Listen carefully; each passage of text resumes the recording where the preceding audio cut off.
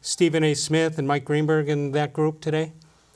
No, but even when you're not watching Stephen A., you can hear him. So I did hear him. I think you were the one.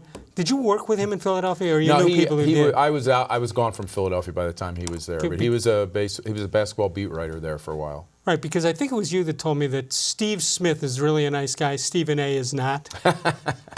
Well, he certainly has turned on the personality. I won't say charm. I'll say personality for TV work. So he and on the show Get Up, ESPN's Get Up, they were talking about Baker Mayfield.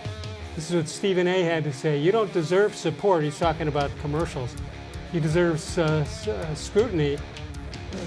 With 21 interceptions this year, I said 1,000 times, and now I'm going to make it 1,001. The man has more commercials on Progressive than wins.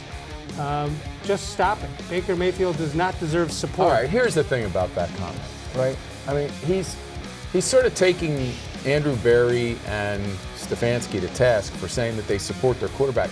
What else were they going to say in an introductory press conference? Right. Should they have said, and I heard what he said, they should have said, well, yeah, we still think he's got it, but he's really going to have to step it up. Well, okay.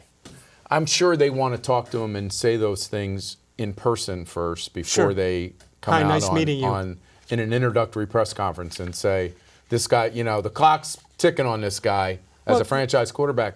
Nobody would expect them to do that. No, and the other thing is, if Stefanski takes the job here, which he did, he had to know that Haslam, there's a lot invested in that quarterback. He's got to say, yeah, I believe in him and all that. Well, what he's saying is, well, we'll see that when we get out on the field. Yeah. But until then, he's my quarterback. I don't think there's anything wrong with that. And I think it's far more important that the head coach, when Baker Mayfield gets off course and starts worrying about refs and whether Odell Beckham Jr.'s cleats pass the uniform police in the NFL and whether Tony Grossi asks him a question he doesn't like, when he gets off course that way, that's when I think the head coach needs to say, hey, but that's not important.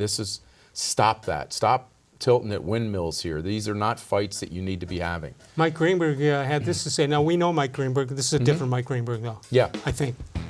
Mike says the notion that you would be even considering giving up on him at this point strikes me as ridiculous. Yeah. That's how I feel. Hey, look, you don't have to argue whether he's going to be a top 10 quarterback. I mean, just ask yourself, does he look last year, he didn't look this way, but what you saw in his rookie year, if he can get back to that, do you think he's good enough to win a Super Bowl with? And I would say yes.